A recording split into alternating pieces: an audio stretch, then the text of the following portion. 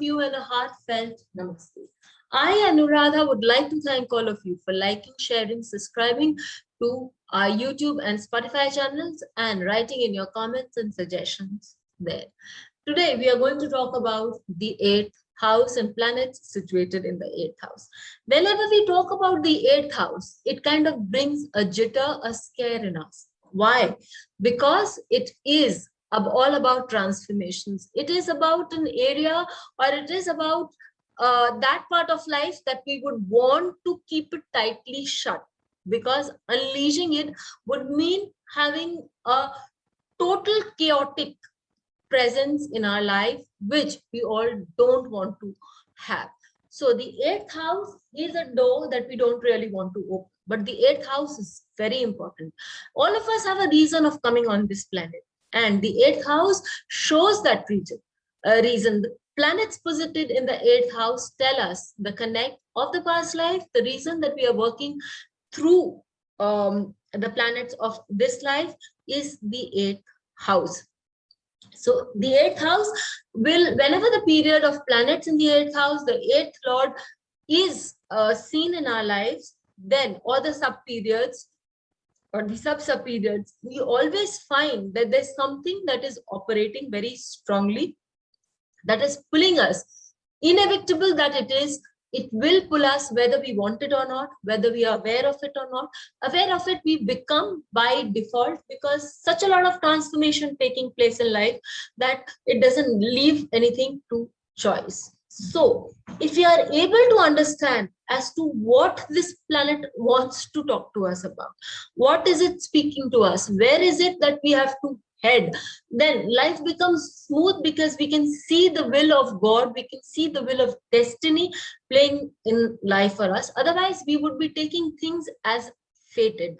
Fated is not destiny. Fated is that we would take it as if it is something we must go through, good, bad or ugly. If things are nice with us, we are happy, but bad or ugly, we take it to be fated. So the 8th house is not just about fate. It is about being led by the divine to finish off the past life karmas. The 8th house is a house that inevitably shows transformation for us, and it tells us that there is a lot in life that we are capable of doing. The 8th house shows those things in life that change suddenly, that make us a very different person, that takes us through the lowest of the lows and then makes us rise like the phoenix and regenerate ourselves. It takes us through a storm, which when we come out of is something that we will never find the person on the either ends having any similarity at all. It would all seem like a distant dream. The past would all seem like a distant dream. The 8th house is the house of spouse and family, and the 8th house is also the house of spouse's wealth. Well, the spouse's wealth is an unearned form of wealth for us. It also talks about the legacies that one earns. It also talks about those insurance policies and all these things that we see in our life. The 8th house is the house that talks about research. Research in particular is important with the 8th house, because the 8th house gives us an insight. It gives us a perception of looking at things. As we talked about transformation, any research that we make, anything that we study in depth leaves a mark on us, and the 8th house is about leaving a mark. So the house of research, the 8th house, becomes important for everybody. The 8th house talks about scandals giving us a bad name, scandals leaving a bad impression about us on others. And it also talks about the kind of worries that we get. It also can be monetary scandals. It can be other form of scandals also. The 8th house is also a very strong Mangalya bhava. What do you mean by Mangalya bhava? It talks about the marriage and the sustainability and the longevity of the marriage. So if there are planets in the 8th house, they categorically state that one has to live those moments out. One has to live those the workings of those planets out, depending on whichever house it connects to. For example, if it is a planet if it is the ruler of the third house and is sitting in the eighth house for us, in that case, it would talk about the legality, the bhagya of marriage that would become important. It could also talk about your relationship with your father-in-law, because the third house is also the father-in-law. It could talk about a very strong past life relationship with siblings, because the third house relates to the siblings, and eighth house, as I said, is about the past life relationship. It could also mean that it is something you desire to be courageous, be very different. Your thought process has to be different and has to connect to some research work, because the third house is about your creativity.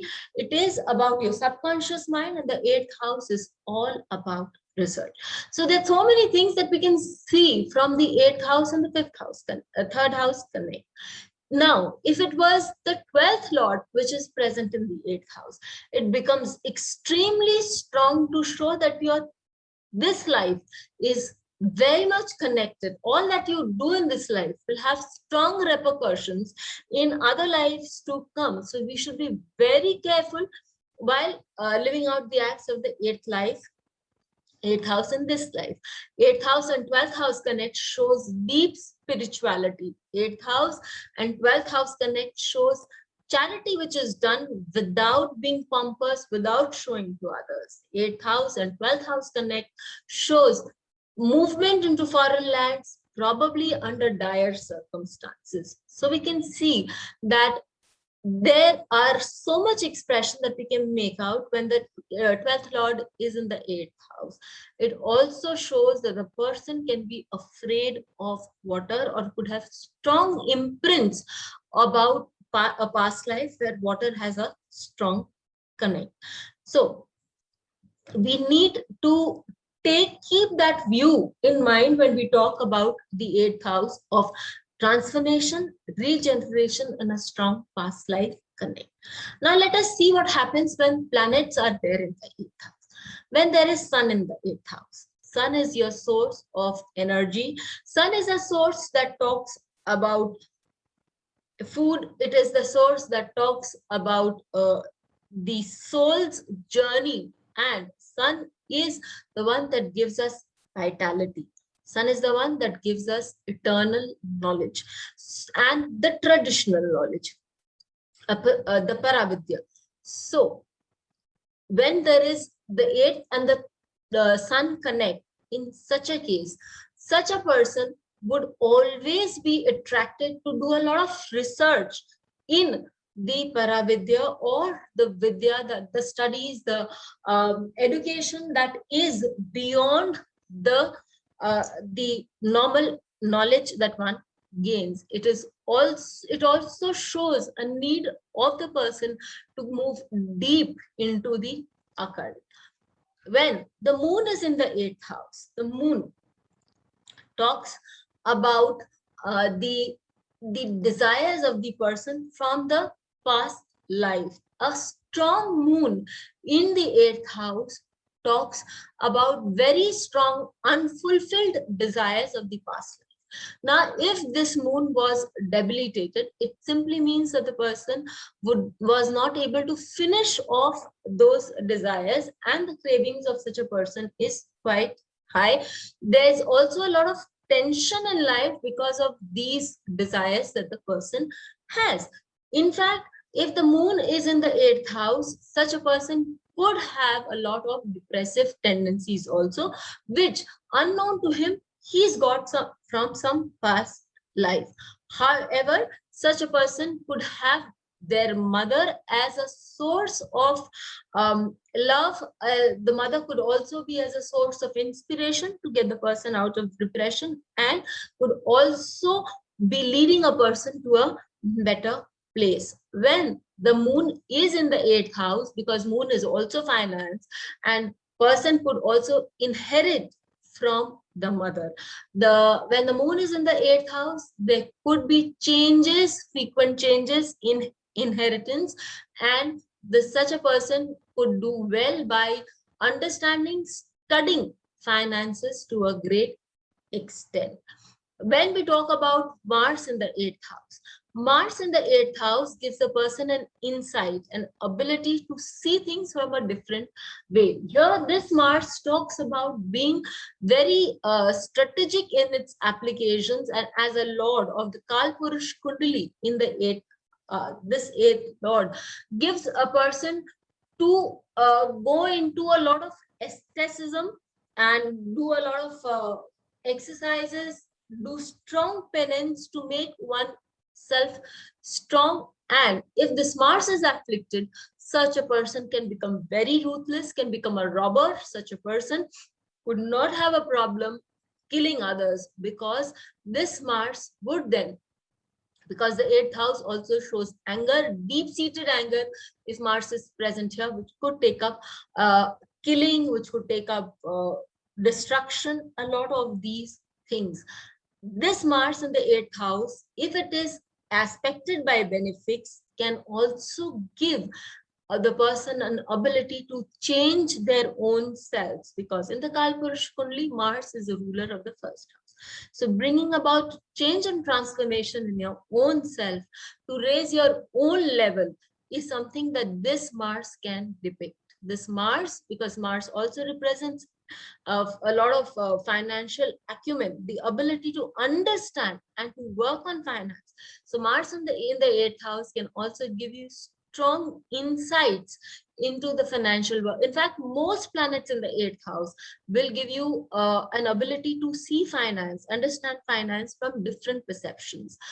Strategic planning of finances is capable when Mars is there in the 8th house.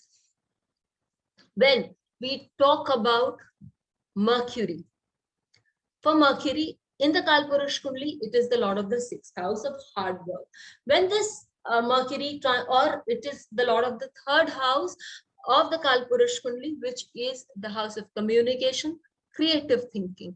And we see that research requires creative thinking. So here, a person can have a strong ability, a strong association with creative thinking, and can move into areas of research, which would give them a ability to speak on a public platform very confidently. And we would also see that this Mercury would then be aspecting the 2nd house of finance, of speech. So the person would have come from a place of knowledge to speak on those topics or to earn good.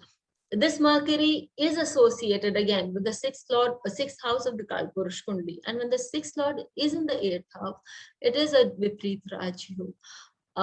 Mercury in the 8th house could also show problems, could show death due to nervous issues. It could show some problems, some health issues, which could be long drawn and can result in a sudden death. But that's an extreme case. It can show nervous issues that continue, or skin issues that continue for people for a long period of time. When we talk about Jupiter in the 8th house, Jupiter in the 8th house talks about acquiring wisdom. Again, we were talking about Sun and Para Vidya, and the same holds true for Jupiter and also here. So it is about acquiring wisdom. It is also about acquiring money. This Jupiter here in the 8th house also gives one access to money of the in-laws or money of the spouse, because Jupiter represents spouse and money both. And in conjunction with the 8th house, it shows money from such people. This Jupiter in the 8th house is also capable of delivering one to divine, or connecting people through friendship with others, putting you on a pedestal, and then giving you an ability to spread out the word of the Lord here, because the 8th house is also about a lot of Adhyatma Shakti or spiritual knowledge. So the 8th house helps, Jupiter helps you to gain that spiritual knowledge in loads. When we talk about Venus in the 8th house, Venus in the 8th house can work in either ways. It can take one towards great spiritual development. It can also pull one back or down towards despondency, towards habits, things that cannot be heard of, would burn people's ear to hear of. So this Venus is capable of working both ways. One thing for certain is that this Venus does give one a lot of wealth when present in the 8th house. We do have a video on Sri Lagna where we talk that the 8th house is the house of Vidya. This Venus can also give us a lot of Vidya or a lot of knowledge. So this Venus is capable of showering one with a lot of knowledge. When we talk about Saturn in the 8th house, Saturn is the Karaka for the 8th house as per the Shastras. As a Karaka, it says, because 8th house is also the house of longevity, it is also the house of our, which defines our death also. So when Saturn is placed in the house that it considers it is supposed to be the Karaka of, it definitely does not take our life away. In fact, Saturn in the 8th house gives a person a long life, but there's a clause to it. This Saturn is capable of giving a person a long life, albeit with a health issue, which is again long drawn, to the point that the person may suffer so much, would want to put an end to his or her life himself. This Saturn in the 8th house is capable of getting you a ancestral property which may be old but would be valuable. This Saturn in the 8th house is capable of getting wise people on your board as counselors, especially from the side of your in-laws. If there is Rahu and Ketu in the 8th house, I've always felt that as Rahu, and this is coming from a personal space, that Rahu is all about transformation, sudden transformations, sudden changes. And the 8th house knows how to put us into the deep sea without a moment's notice. So when these two meet, it is kind of feeling or kind of a place where one would always be afraid of a total flux happening in life any moment. If you coincide, it could be the moments of Rahu period in your life. So with the Rahu in the 8th house, one should be ready for a constant change without a moment's notice, not even at a moment's notice. Ketu in the 8th house has hardened us enough in the past lives to make sure that changes are a part of our life and we are happy and ready, in fact, raring to go anytime the changes occur in our lives. So let us take a look at a few charts and see how planets in the 8th house pan out for them. The first chart we take is Dr. MANMOHAN Singh's chart, and he has been the ex-Prime Minister of India. For him, we see three planets, Mars, Moon, and Venus, present in the sign of Cancer in the 8th house, and Moon for him is Swagrahi, that means 8th Lord in the 8th house, and Venus is the 6th Lord in the 8th house. Very strong Vipreet Raj yogas that we see happening in his chart. As the 12th Lord, Mars in the 8th house is again a very strong indication, because we see that 6, 8, 12, all the lords of the Trik Bhavas or the Bhavas connected to the past life, having strong position in the 8th house. Transformation, changes have been part of his life. The 8th house, as I said, talks about finance. There could be in his time no other person better in finance. In fact, the IMF, the International Monetary Fund, and the likes of it have understood the capabilities of Dr. MANMOHAN Singh like no one else, and he's written books on finances.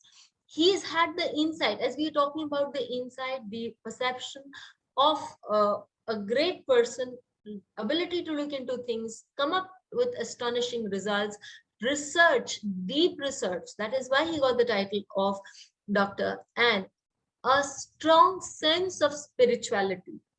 There have been instances where he has been subjugated to a lot of pressure, and there he's kept his dignity held high because of the strength of spirituality he has had in his structure.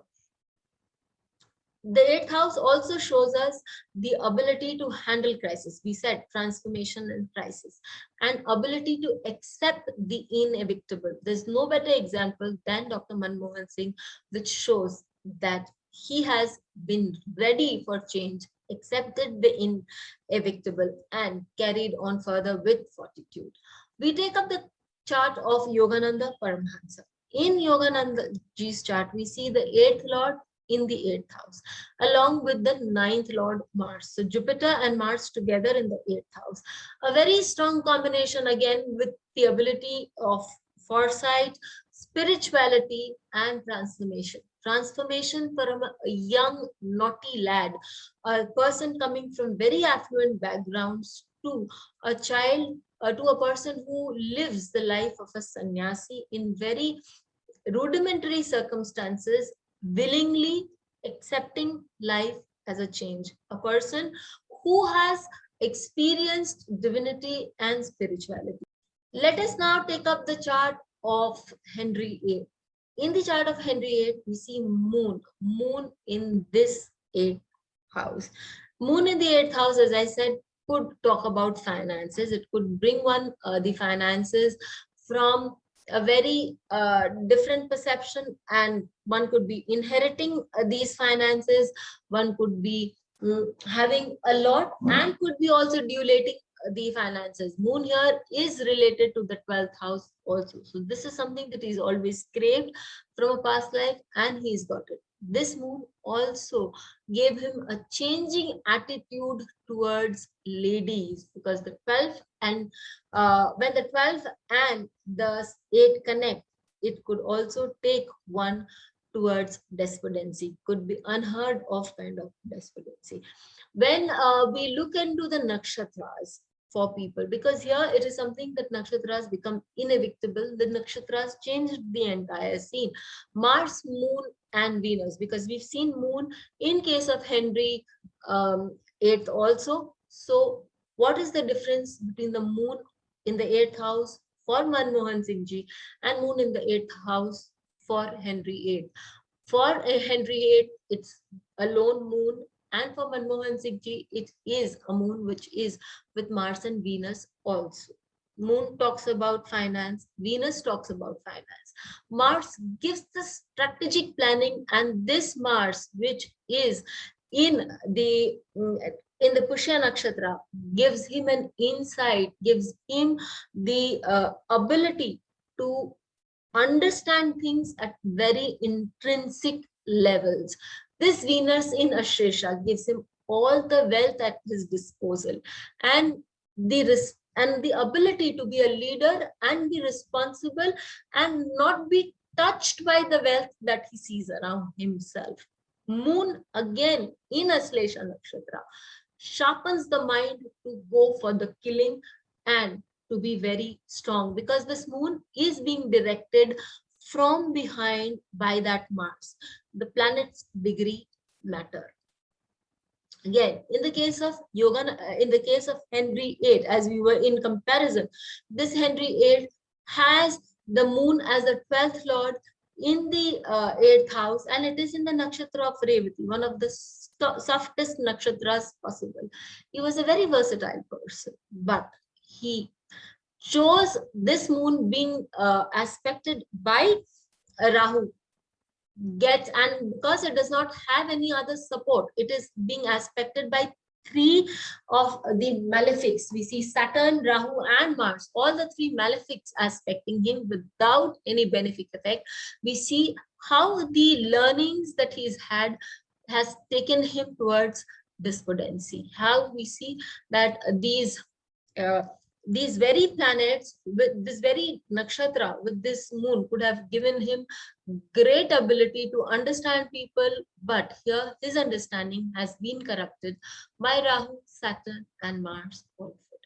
So we can also take up the chart again for the nakshatras of Yogananda Paramhans ji, we see his Jupiter is again in Revati and his Mars is in Purva Bhadra, giving him the calmness, giving him the ability to concentrate as a yogi and then impart that teaching, that deep knowledge to his students as beautifully as the eighth house is capable of delivering a lot of good results also. It talks about finance, it talks about spirituality, it talks about regeneration, and it also talks about the wealth you can derive from your spouse and the longevity of your marriage. But first and foremost, it talks about transformation. Transformations that happen in your life because you have to fulfill some past life activity. Transformations that will inevitably happen to you. So don't be afraid of these transformation. Understand that it will lead you from darkness to light because the eighth house eventually does lead us to the ninth house. Till we meet with you again, stay Please safe. hit the bell icon for fresh updates. Don't forget to like, share, and comment on the videos, and please subscribe to our channel.